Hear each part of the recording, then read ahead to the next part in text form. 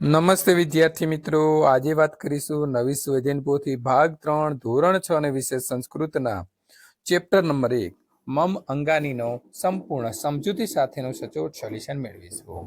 આ પ્રકારના સોલ્યુશન મેળવવા માટે મિત્રો ચેનલને સબસ્ક્રાઇબ કરી તમારા મિત્રો સુધી આ વિડીયોને શેર કરવાનું ભૂલશો નહીં।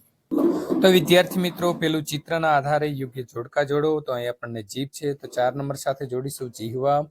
વાળ છે તો આવશે કેસાહ એટલે કે 5 નંબર સાથે જોડીશું। આંખ છે તો આવશે નેત્રમ એટલે કે 6 સાથે જોડીશું। નંબર 4 કાન છે તો તેને 1 નંબર સાથે જોડીશું કર્ણહ। અહીં વિદ્યાર્થી મિત્રો દાંત દેખાય છે 5 નંબરમાં તો 2 નંબર સાથે જોડીશું દંતાહ। અને નંબર 6 જે છે તે જ વિદ્યાર્થી મિત્રો આપણે જોડીશું હાથ છે તો કરતલમ।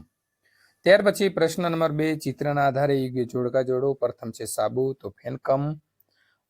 કાંસકો છે તો તેને કહેવાય છે મિત્રો કતકમ। બ્રશ છે તો તેને કહેવાય છે દંતકુર્ચહ એટલે કે 1 નંબર સાથે જોડીશું। તેલ છે માથામાં નાખવાનું તો આવશે કેશ તેલમ। અને ટૂથપેસ્ટ છે તો મિત્રો એને કહેવાશે દંત ફેનહ। વિદ્યાર્થી મિત્રો પ્રશ્ન નંબર 3 નીચે આપેલા શબ્દોને સંસ્કૃત ભાષામાં લખો। નાક તો નાસિકા, ગરદન તો આવશે કંઠહ, મુખ તો આવશે મુખમ, પીઠ તો આવશે ઉદરમ, હોઠ તો આવશે અધરમ। મનગમતા અંગોનું ચિત્ર દોરવો તો મિત્રો અહીં આપણે કાન અને નાક જે છે તે દોર્યા છે। તમારા શિક્ષક બોલે તે પ્રમાણે લખો।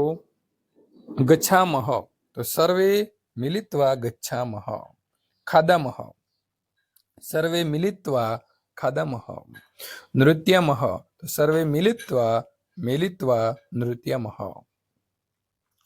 તો વિદ્યાર્થી મિત્રો ત્યાર પછી આગળનો જે આપણો પાઠ છે 2 નંબર દક્ષિણ પાદમ, તો એનું સોલ્યુશન મેળવવા માટે અહીં આપેલી એન્ડ સ્ક્રીન ઉપર ક્લિક કરીને મિત્રો સોલ્યુશન મેળવી શકો છો।